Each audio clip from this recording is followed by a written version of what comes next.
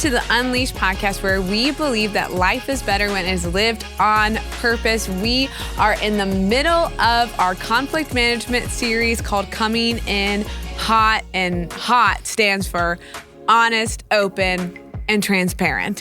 And so today we are going to dive into our trust code as a team, and I'm so excited to hear what we are going to dive into today. And are we going to start with the fumble moment like normal, or? No, today I just want to recap where we've been in our last episode. And then I actually have fumble moments in each of our trust code areas. I love that. So lots of fumble moments. I am so excited for all of the fumble moments. Well, if you missed last episode, by the way, we had an amazing guest on, and she absolutely crushed it, talking about leadership and conflict. And then this last episode, we got into why conflict is important. Mm-hmm. And just to recap a couple ideas, the first one is that exceptional leaders expect conflict. If you are conflict avoidant, you will kill the progress in your organization. And I know you don't want to be a leader that kills progress, but you want to move things forward. And we've just said this, that if you don't have conflict, you don't have culture. If you aren't fighting fair and fighting healthy and fighting well, there's a good chance that your team is unhealthy. And so, and the reason why this matters is that healthy conflict, I think, is true innovation for better outcomes. Meaning this, that the more we can fight in a healthy way, I think the better ideas, the better future, the better decisions, the better things that we will step into because we fought about it. Yeah, which is fascinating that our fighting and our conflict feed into our culture, but our culture also shapes the way that we fight. Exactly. Mm-hmm. Exactly. Yeah. I feel we have a little work to do on this. As a team? Yeah. Yeah. You think? Yeah, I think so. I think think you never arrive culturally. Like, I don't think there's ever like we don't ever have to move or build it.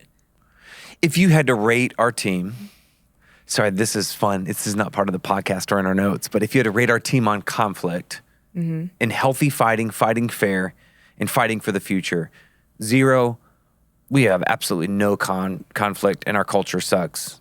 0. 10 being, we've arrived and we're perfect. 6.5. Okay. Do you not like that?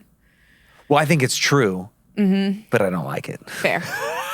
But we always have work to do. We always have homework to do. Which is fair. Which is why we're doing this. Exactly. So hopefully all of the B-Hope staff is listening to this podcast right now. If not, we're going to fight for them to listen to it. In a healthy way. In probably a not so healthy way. Maybe the unhealth stems from Brad. Probably. I'll take ownership of that. But let's dive into our trust code. Because we have 4 key things within our trust code. Yeah, we actually have 5, and we talked about it last week. We said we come in hot, honest, open, and transparent. That's where we got our main idea for this series from. But there are 4 other ones on our team that we use, and I'm going to go through those in just a second. Actually, I'll go through them now. We say we act quickly, be curious, speak for yourself, critique privately, and honor publicly. Those are the 4 that we have in addition to come in hot. Okay. And I just want to speak to leaders out there. If you haven't done this with your team, or you haven't done this in the organization that you lead, I think it's really important. We went through Patrick Linceoni's 5 Dysfunctions of a Team. And we probably need to do it again because we have new team members. But that book, and just having some of our leaders walk us through as a team how we fight, is how we actually built our trust code. Yeah. We didn't just make up the word trust code, but he talks about that in the book. And so that book was instrumental in these steps. Yeah. So come in hot, number 1, but let's talk about the second one, which is act quickly. Act quickly. And so I'm excited to hear the fumble moment that you have when it comes to acting quickly. You know, it's interesting. I think we talked about this before. There are some people, I don't mind, you and I, we're good with conflict. We just say it the way it is. There are other people, as I've said before, I will kind of avoid them. And there are 2 things I think that are going on with my soul. First of all, I think it's going to keep peace. And I think the second is I have a fear of rejection. Like, as much as I tell people I don't care what you think about me, I kind of do. Yeah. That's why I call you a liar a lot when you're like, I'm going to get like, I don't know what you say, like throat chop them. Yeah. And I'm like, it's Do I not say true. that? I just made up a saying. That's a good one. Wait, are you fearful of conflict? We've had this conversation on here before where unexpected conflict, I tend to shut down, and then expected conflict, I'm fine with. So, but we'll probably stress before. But you don't have conflict as much as you think you should, or you avoid it longer than you should. Like right now, I can think of a situation where I've told two different people two different things, not because I want to lie, but mainly because I want to keep the peace. Right? Yeah. And I'm not lying to either of them. There's truth on both sides, but it's like I'm just afraid to tell them what's really going on and happening. Got it. So I know I can't give specifics, but that's an example. And today I'm sitting in the shower thinking, this is not good. Like I'm just going to have to tell them what's happening, and I have to own it, which is going to be really hard.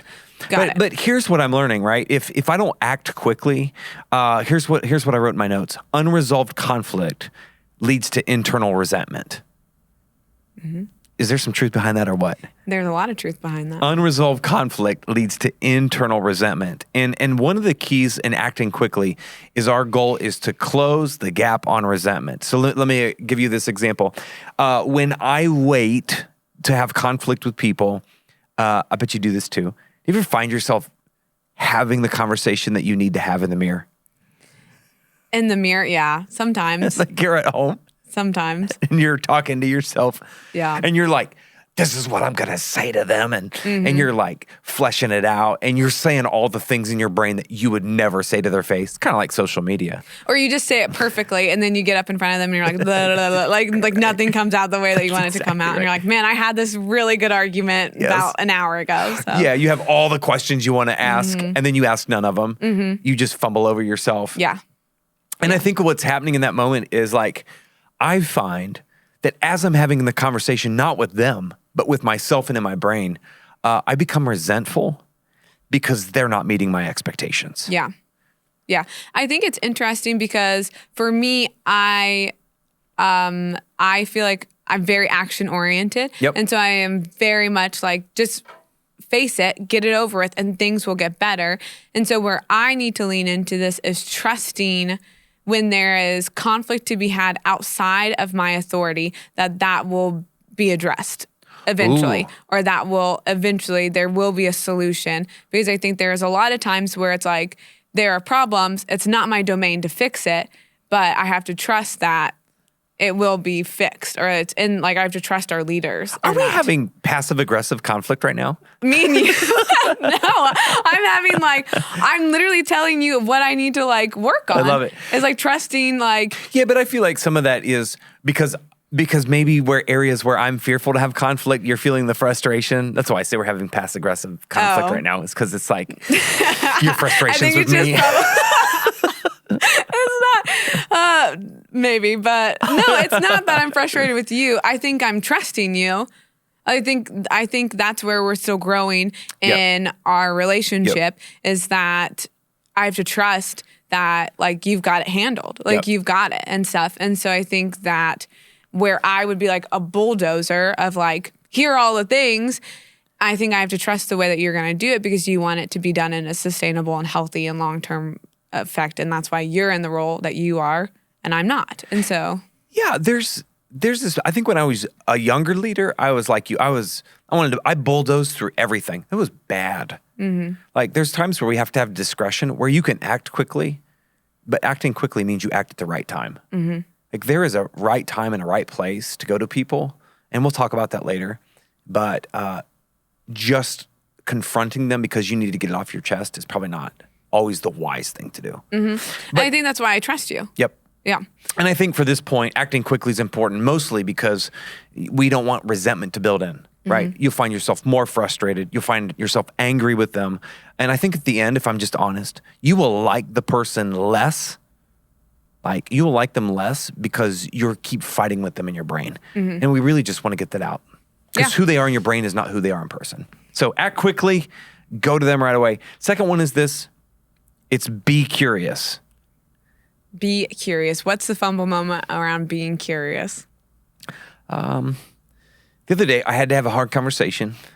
And I wanted to come in hot, meaning I wanted to come in with all the ammo and all the points that I had to prove myself right. And somebody said to me, that's the dumbest thing I've ever heard of. Why would you do that? And what I realized in that moment is, I'm not even living up to our trust code. I have to be curious, meaning this, we have to start asking questions. We have to be curious. And here's why. Because curiosity creates connection before correction. There are so many times where we come in hot and we just want to correct people. I'm going to give kids examples because I have kids.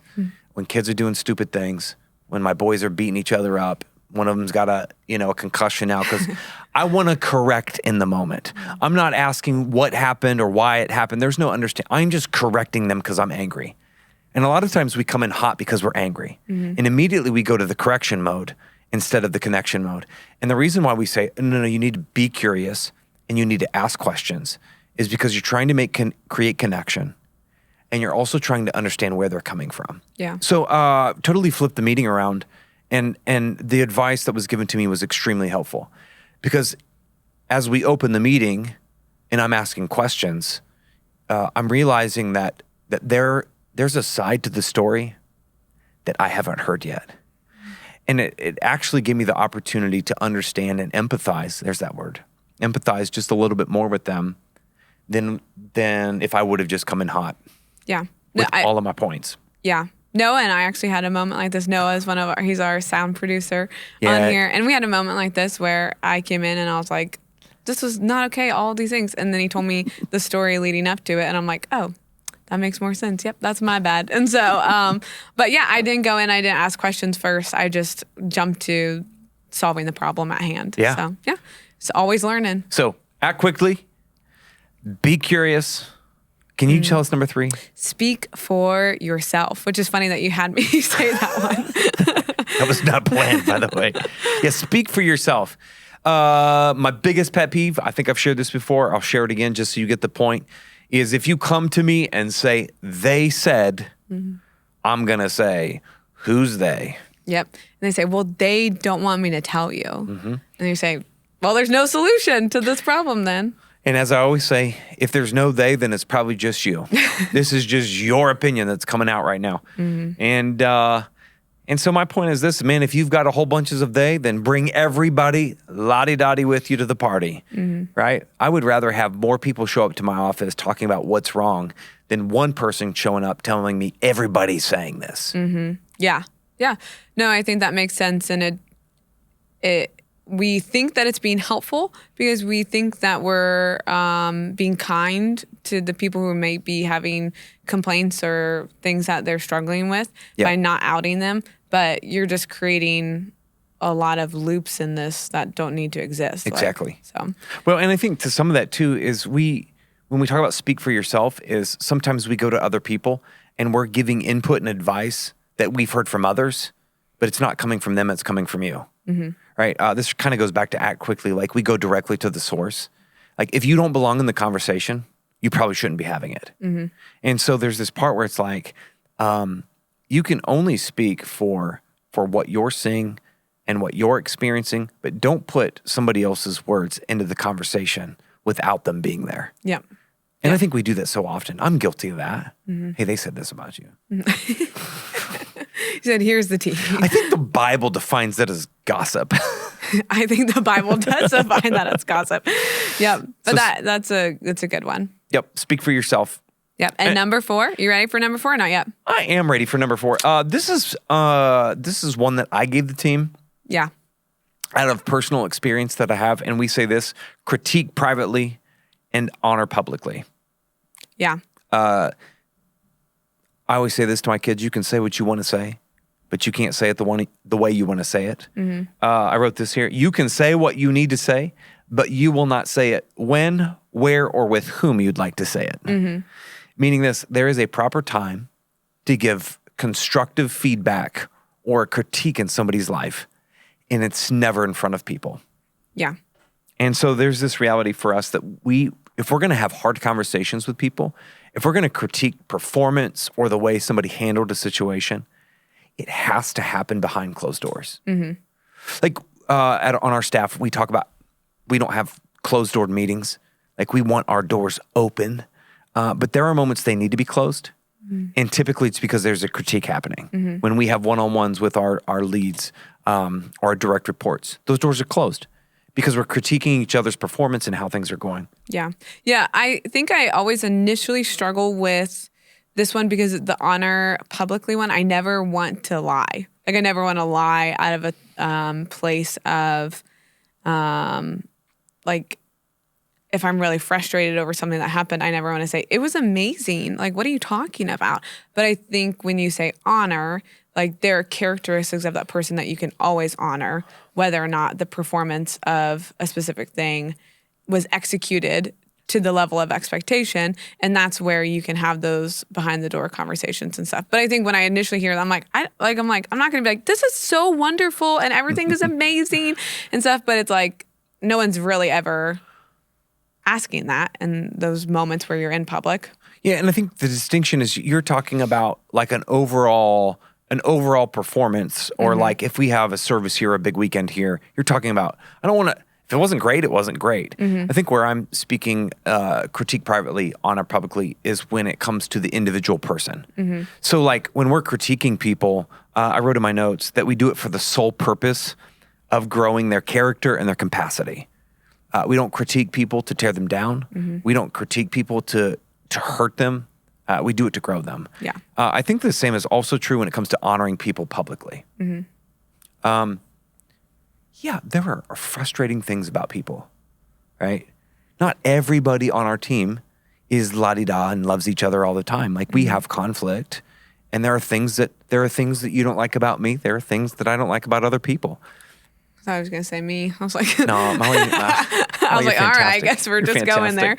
But the point being this is that when I'm in front of people, though, I think the tendency for most people is to bring down instead of honor.